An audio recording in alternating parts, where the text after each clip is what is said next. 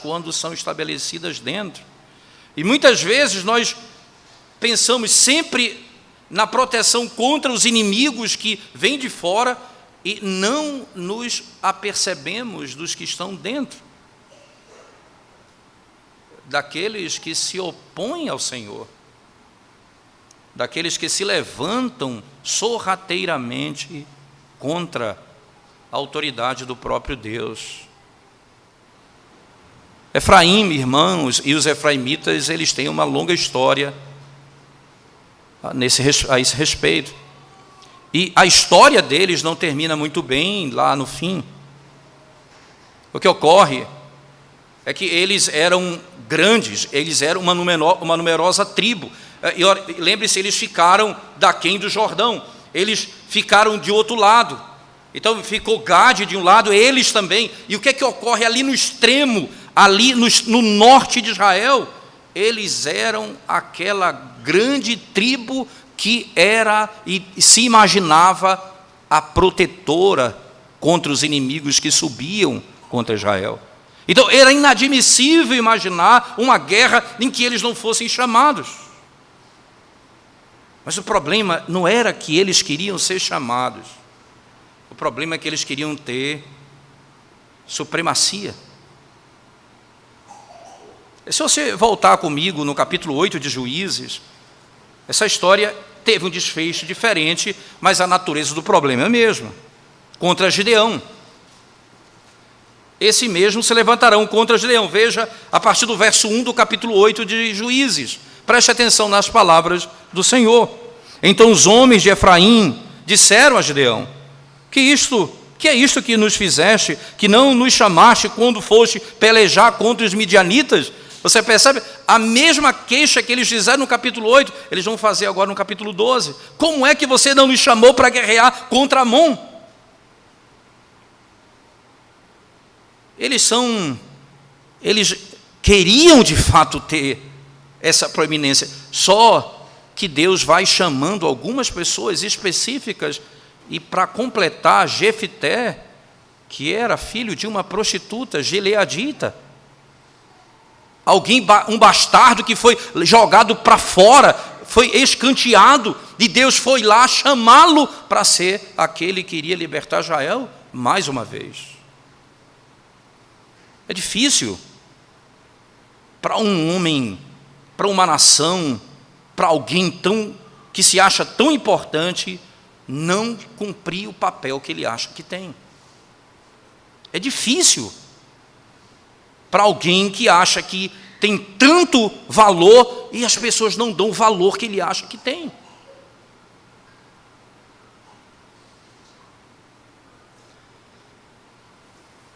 Não sou muito afeito a essas histórias para contar em púlpito, mas uma história me chamou muita atenção esses dias. Foi alguém trazendo a interpretação da história de Branca de Neve. Eu achei interessante, eu nunca tinha lido nada parecido. E a pessoa disse o seguinte: a ênfase que a Disney deu foi na Branca de Neve e nos 7 anões, mas a história, o princípio dela é a rainha, que ela tinha uma relação com o espelho. E essa rainha, diz ele, olhava para o espelho de tempos em tempos e dizia: tem alguém mais bonita do que eu? Aí o espelho dizia: ninguém. Então ela ficava ótima, tranquila, dormia em paz. Uma outra vez: ninguém. Até que um dia o espelho disse: Branca de Neve. É difícil lidar quando a resposta que você tem não é aquilo que você acha que merece. A rainha se tornou uma bruxa, contratou um caçador e passou a perseguir aquela moça. Mas toda a história é como eu lido com aquilo que eu acho que sou e não recebo o que eu acho que sou. Nós nos transformamos em monstros. Nós nos transformamos em justiceiros. É nisso que se levantam os movimentos sociais. Os ricos, os pobres contra os ricos. Nós somos dignos, essa terra é nossa. E você parte para cima porque você acha que você é digno disso. E você botou na sua cabeça que você é digno disso. E os outros são injustos. E você passa a ser, então, a régua do mundo. E você se transforma numa bruxa, você se transforma num guerreiro, você é capaz de mandar matar os seus adversários.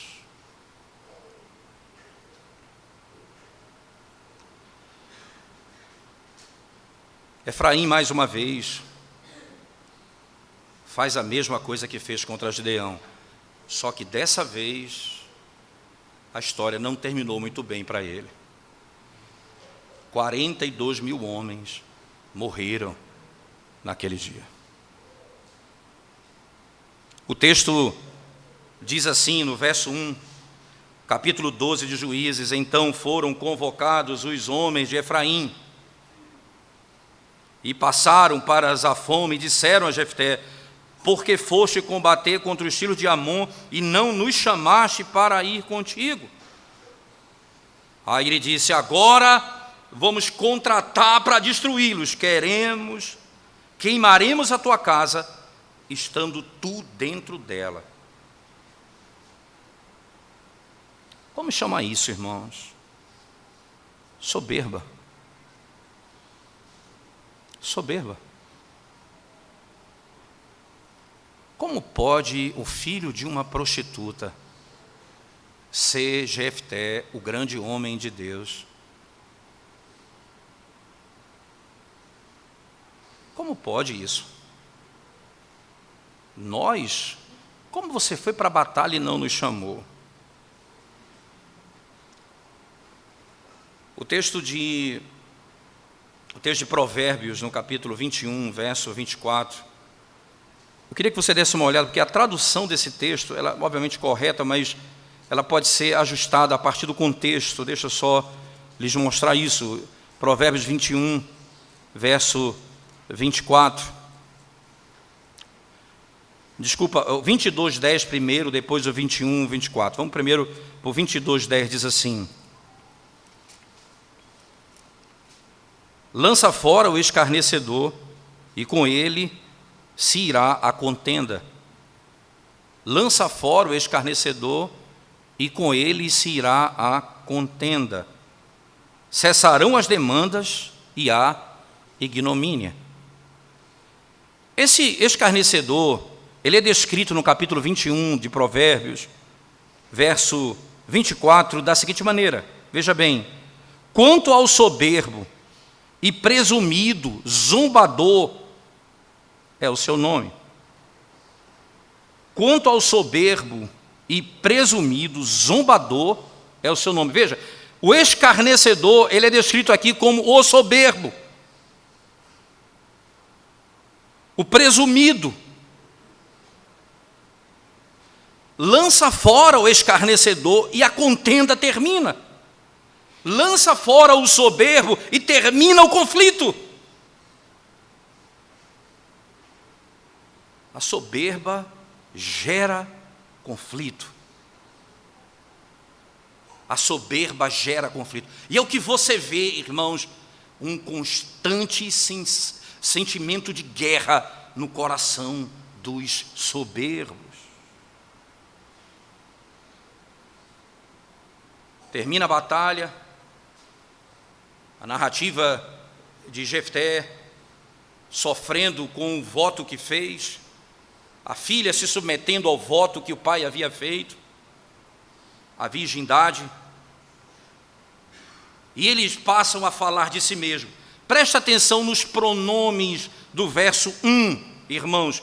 Veja bem: então foram convocados os homens de Efraim e passaram para Zefã e disseram a Jefté: porque foste combater contra os filhos de Amon e não nos chamastes.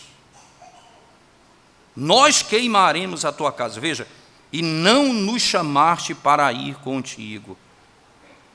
diz respeito a nós, não diz respeito à vitória de Deus contra os inimigos, não diz respeito ao avanço do reino de Deus, diz respeito a nós. Eu não estou preocupado com o reino de Deus ou com as conquistas do povo de Deus, eu estou preocupado é que meu nome não está aqui.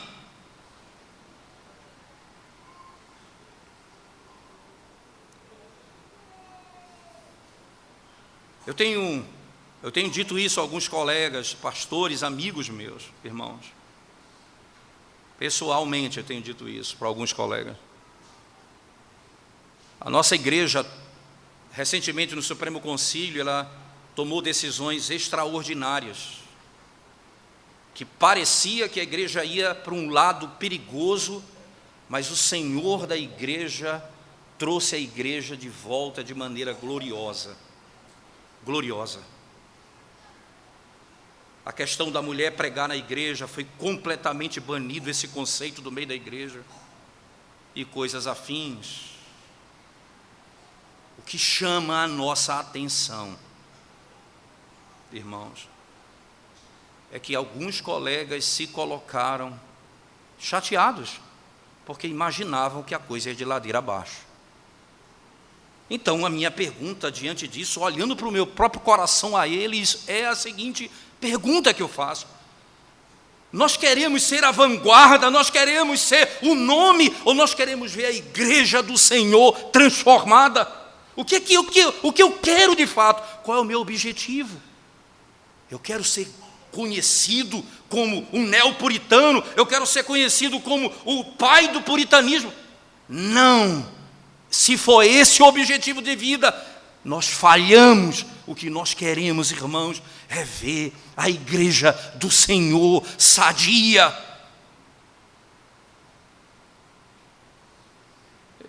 Efraim disse: não, isso diz respeito a mim. Como pode vocês passarem por cima dos inimigos e nós não estamos com vocês? Como vocês não nos chamaram? Mas o pior não é isso, irmãos. O pior não é isso. Jefté disse: eu chamei vocês. É que, na realidade, a soberba, ela não apenas gera conflito, ela produz mentira.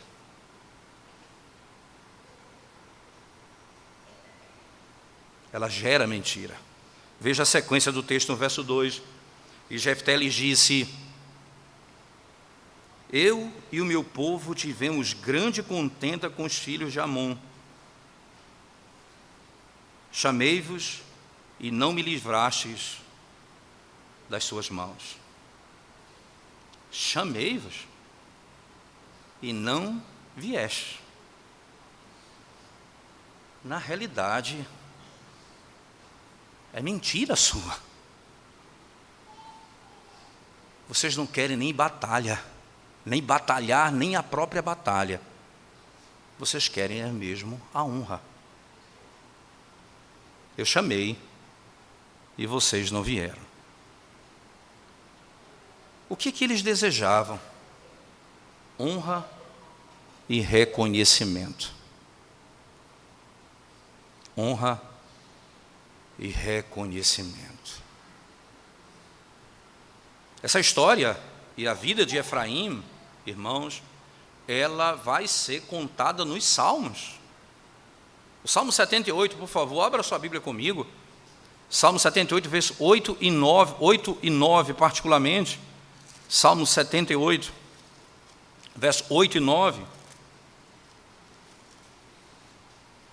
Diz assim a palavra de Deus, irmãos: e que não fossem como seus pais, geração obstinada e rebelde, geração de coração inconstante, cujo espírito não foi fiel a Deus.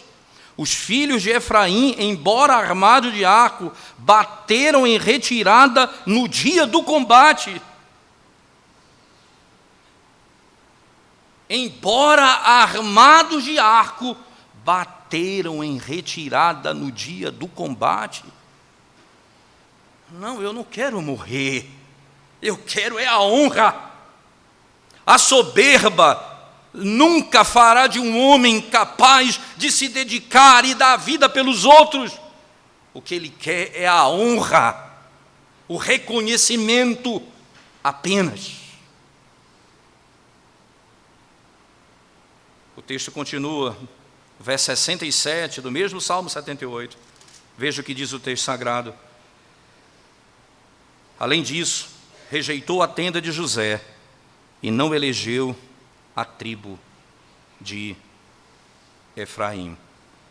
Verso 68, escolheu antes a tribo de Judá, o monte Sião, que ele amava. Essa história, irmãos, ela vai culminar naquilo que vai concluir o livro de Juízes. Não havia rei em Israel e cada um fazia o que achava mais reto. Agora o Senhor levantará um rei, logo no livro seguinte, depois de Ruth, Samuel vai nos ensinar que Davi será o rei escolhido da tribo de Judá. O Senhor rejeitou Efraim e escolheu Judá.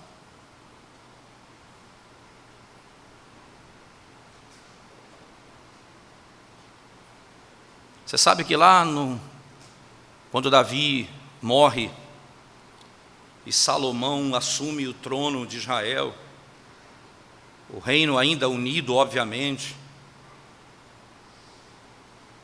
Salomão tem um filho chamado Roboão, e que terá um inimigo que vai dividir o reino, que pegará 10 nações. Veja, o norte inteiro praticamente será de Jeroboão. E Jeroboão é de onde, irmãos? Era da tribo de Efraim. Era um efraimita. E Judá ficará apenas com Roboão, de Judá, de Salomão, de Davi.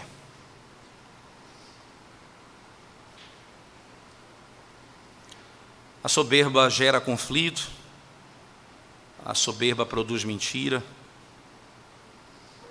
e a soberba impede o reconhecimento da culpa. Pelo contrário, a minha covardia, eu jogo a culpa em você. Não é assim que funciona, irmãos?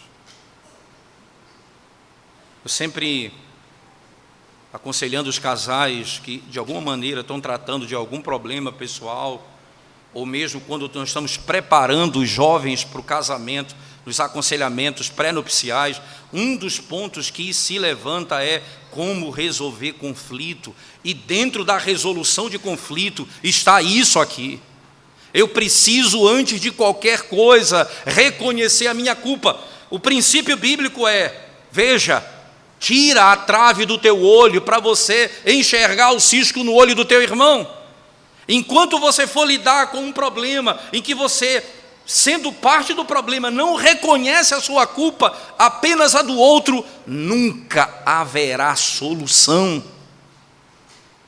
A soberba, ela faz isso. Ela impede você de reconhecer o seu erro. Eu não tenho erro, eu não tenho culpa. E normalmente é assim que funciona.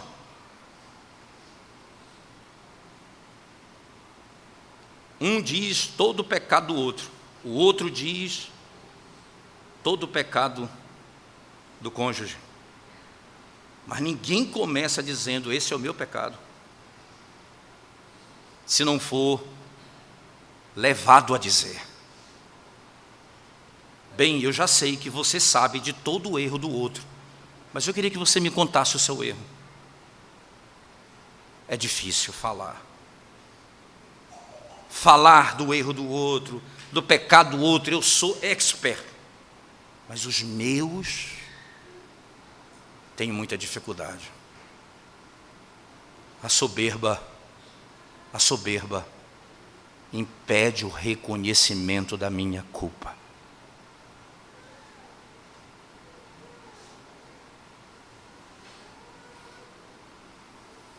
Por isso é muito estranho, irmãos, o que acaba de acontecer nessa narrativa. Porque ele prefere ir à guerra do que abandonar a soberba. Ele disse: eu vou queimar toda a sua tribo, toda a sua casa, com você dentro. Ameaçou o juiz de Israel. O ódio era tão grande que ele disse: eu vou destruir você completamente.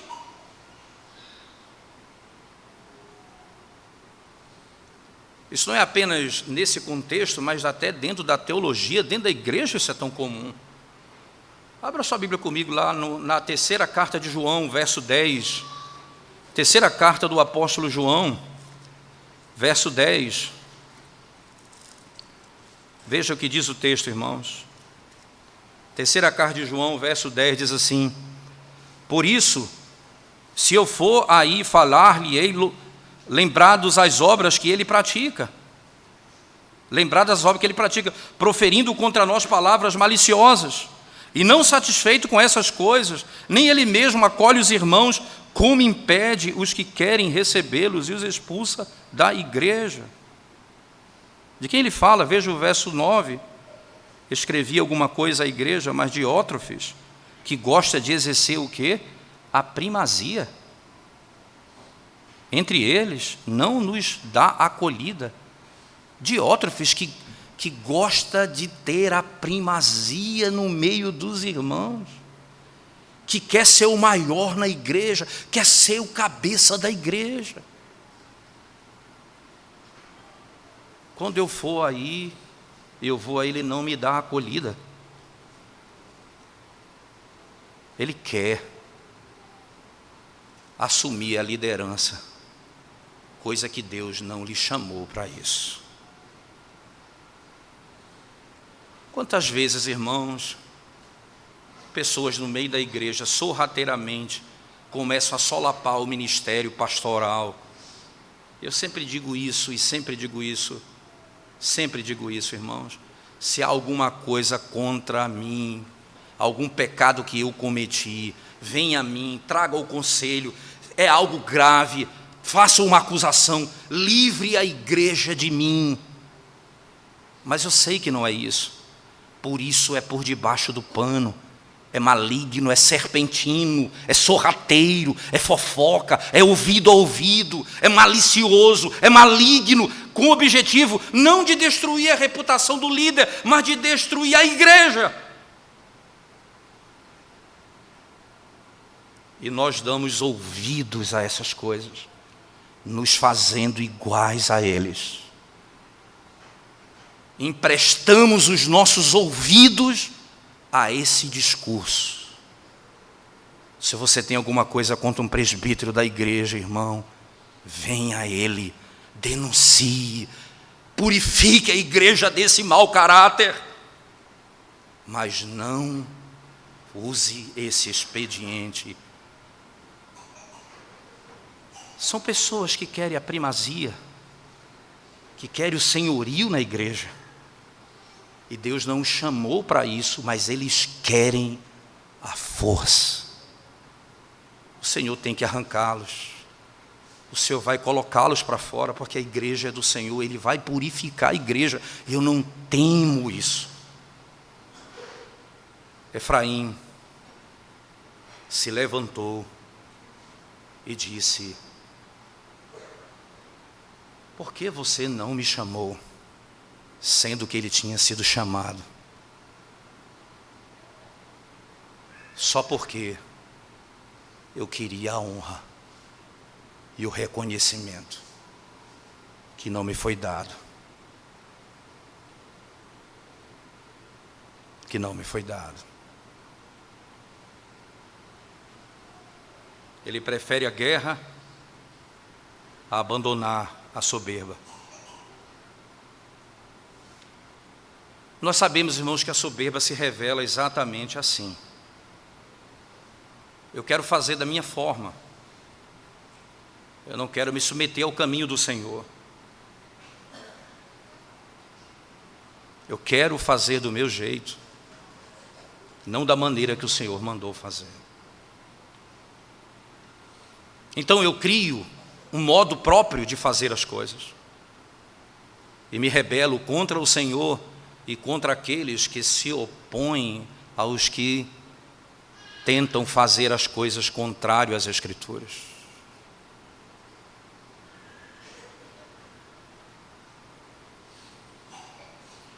Nós somos atraídos, por outro lado, por aqueles que são iguais a nós. Você sabe disso, irmãos? Quando você vê um ajuntamento de pessoas ao redor daqueles que fazem essas coisas, na realidade revelam exatamente o mesmo coração. Provérbios capítulo 13, verso 20. Preste atenção nas palavras do Senhor. Provérbios 13, 20 diz assim: quem anda com os sábios será sábio, mas os companheiros dos insensatos, mas o companheiro dos insensatos se tornará mau. Não é assim que você ensina os seus filhos? Com quem você anda? Você está andando com tolos? Você está andando com pessoas que odeiam ao Senhor? Você está andando com pessoas que não vivem o Evangelho? Isso não termina bem. É a mesma coisa em qualquer lugar. Porque quando nós rejeitamos as práticas dos soberbos, nós nos tornamos inimigos dos soberbos.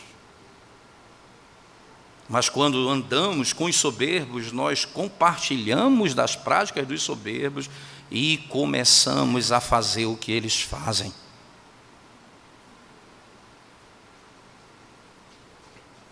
Jefté, irmãos, por outro lado, respondeu a ele no verso 3, dizendo: vendo eu que não me livráveis, arrisquei a minha vida e passei contra os filhos de Amon, e o Senhor os entregou nas minhas mãos.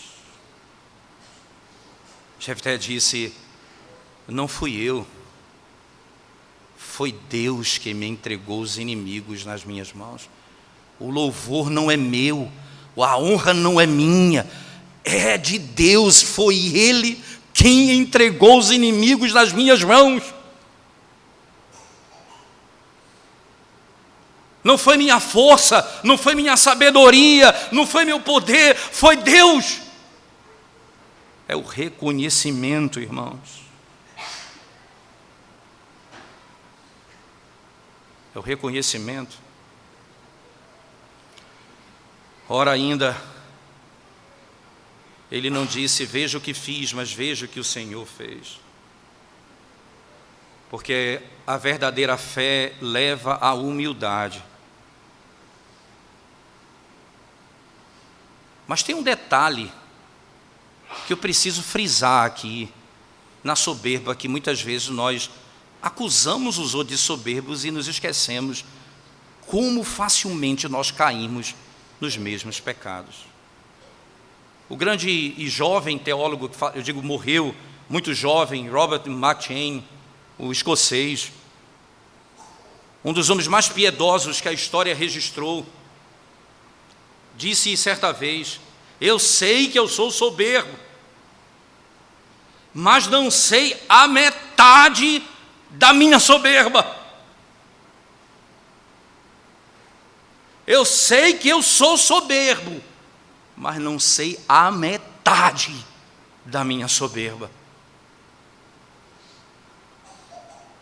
É só você perceber como nós reagimos aos pecados dos outros. Nós desprezamos o outro de tal maneira que o que se revela não é a santidade de Deus, mas a minha justiça, porque eu me comparo com Ele. Eu abomino aquela prática, não é porque Deus abomina, é porque eu sou justo. Veja, eu repreendo algo errado e revelo arrogância no meu coração.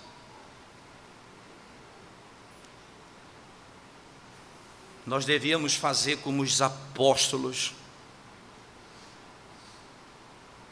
que quando Jesus disse: um de vós me trairá, o que põe a mão no prato comigo, ao invés de um acusar o outro, o texto diz, eles diziam: sou eu, Senhor? Senhor, sou eu? Acaso sou eu, Senhor?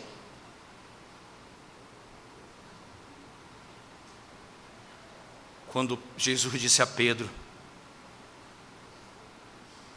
tu me negarás, Pedro disse: jamais, Senhor, jamais. Eu estou pronto para morrer pelo teu nome.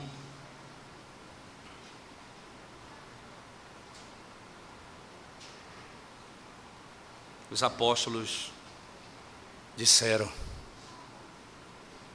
sou eu.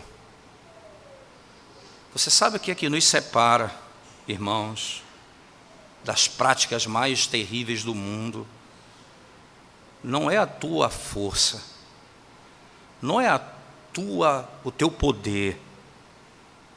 O que te separa, literalmente, é a graça de Deus.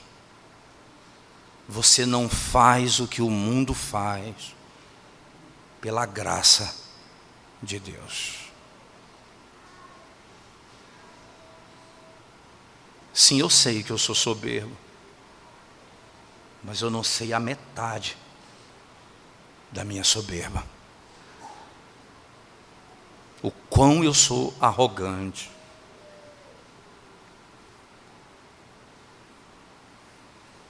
Toda soberba será punida. O texto de Juízes 12, verso 4 em diante, diz assim: ajuntou Jefté todos os homens de Gileade e pelejou contra Efraim.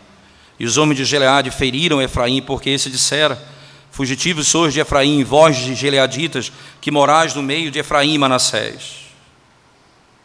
Porém os gileaditas tomaram os vales do Jordão, que conduzem a Efraim, de sorte que, quando qualquer fugitivo de Efraim dizia: quero passar, então os homens de Gileade lhe perguntavam: és tu efraimita? Se respondia não, então lhe tornavam: dize, pois, Shibolete. Quando dizia Sibolete, não podendo exprimir bem a palavra, então pegavam dele e o matavam nos vales do Jordão, e caíram de Efraim naquele tempo 42.000. Já estavam vivendo numa região onde a linguagem deles já foi afetada. Existe uma consoante em hebraico, irmãos, que ela pode ser pronunciada shi ou si. Ela pode ser o som de CH ou SH, depende, ou o som de S apenas. A mesma consoante. É apenas um ponto. É como se fosse um W. Imagina um W. Certo? E quando o ponto é colocado do lado direito do W, ele significa sh. Quando é colocado do lado esquerdo, ele significa s. Apenas isso, uma mudança de ponto. Shi ou si. A mesma palavra, só que na hora de falar, ele diz assim, eles já tinham sido afetados por essa mudança no dialeto deles. Aí ele diz assim: fale Shibolete, porque lá no norte eles falavam Shibolete, e eles aqui não conseguiam falar o sh, só o si. Aí eles diziam Sibolete. Eles pertencem a Efraim, manda matar. Na nossa língua, imagina alguém do interior de São Paulo que fala porta. Aí você escreve assim, P-O-R-T-A. Fale essa palavra. Ele não vai falar porta, ele vai falar porta. Você pode escrever, ele vai falar porta. Foi exatamente assim que aconteceu lá. Fale essa palavra, e eles não conseguiam. –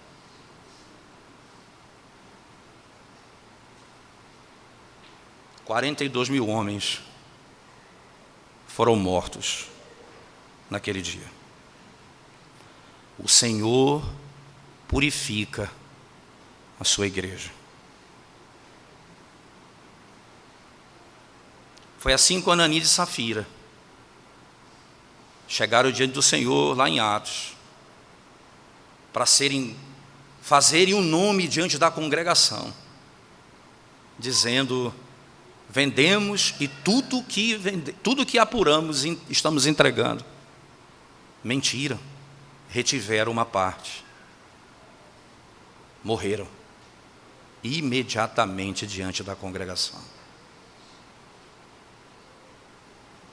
Na primeira carta de Paulo aos Coríntios, no capítulo 11, Paulo vai dizer: muitos que dormem, muitos que estão enfermos, porque têm pecado contra a mesa do Senhor.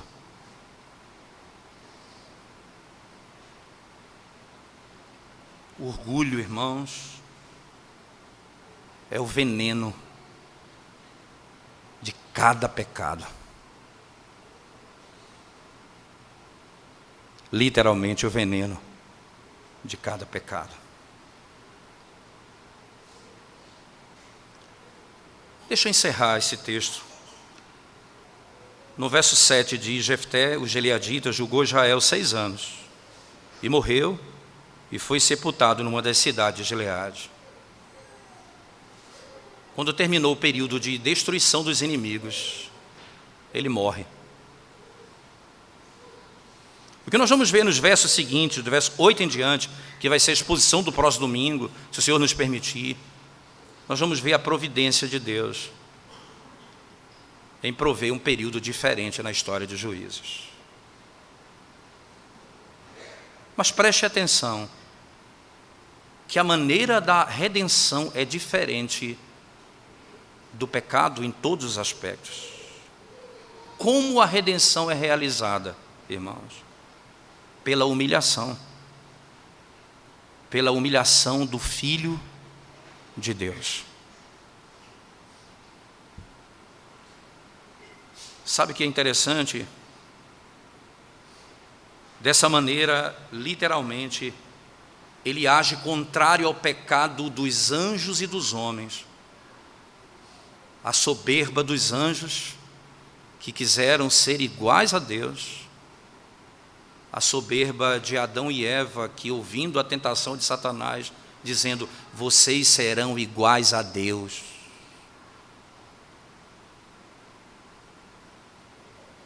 A soberba é o veneno de cada pecado.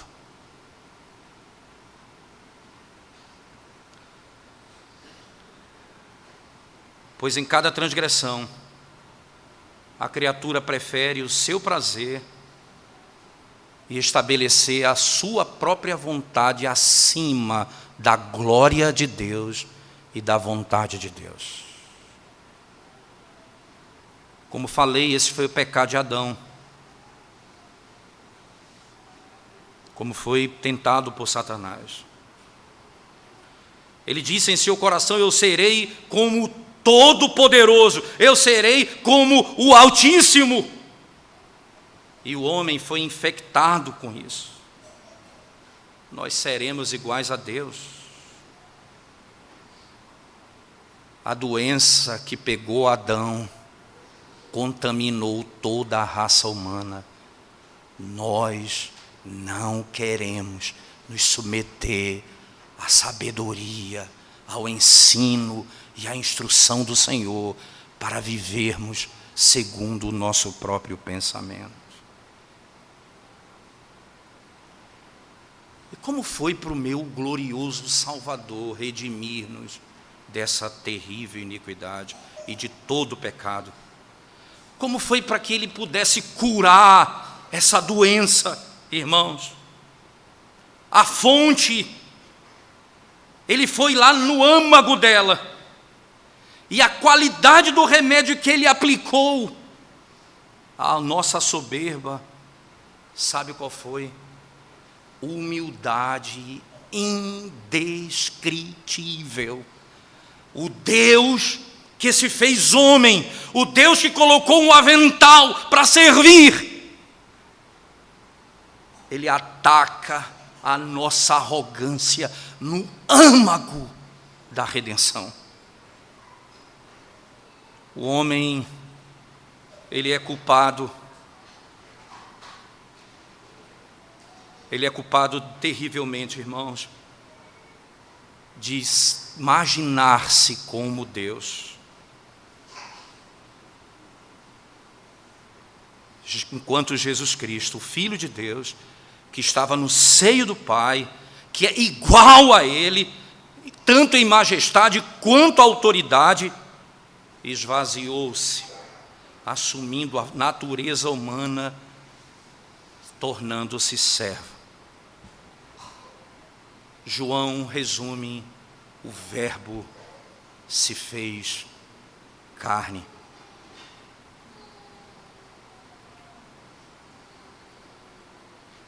Há uma distância tão gloriosa, irmãos, entre Deus e a carne, que essa é uma condescendência admirável, porque tão grande era a malignidade da soberba do homem, que a profunda humildade era requerido para curar a maldade do homem. E por meio disso, Jesus Cristo destruiu as obras do maligno.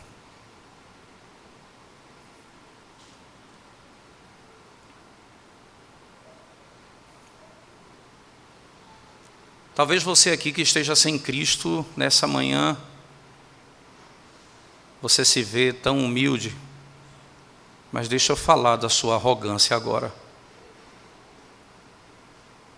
O Senhor, o nosso Deus eterno, se fez homem para nos salvar, e você diz assim: eu não preciso de Cristo para ser salvo, eu sou salvo segundo os meus próprios pensamentos, segundo a minha própria justiça, segundo a minha própria força. Eis aí a tua soberba.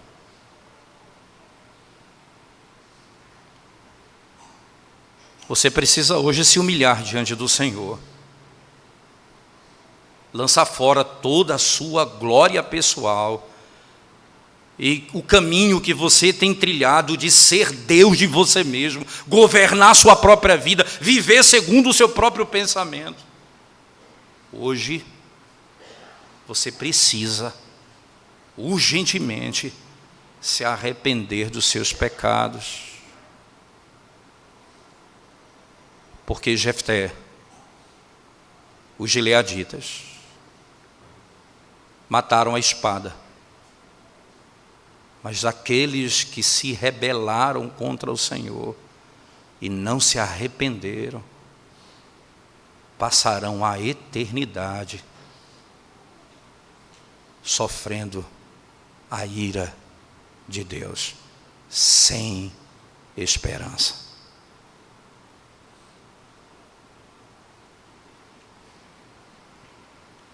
Venha ao Senhor Jesus Cristo hoje e seja salvo. O Deus Todo-Poderoso, que se fez homem para me libertar do pecado. Vamos curvar nossa cabeça e orar ao Senhor nesse momento, irmãos. Graças nós te damos, Senhor bendito, pelo glorioso privilégio de podermos exaltar ao Senhor, ouvindo a tua voz.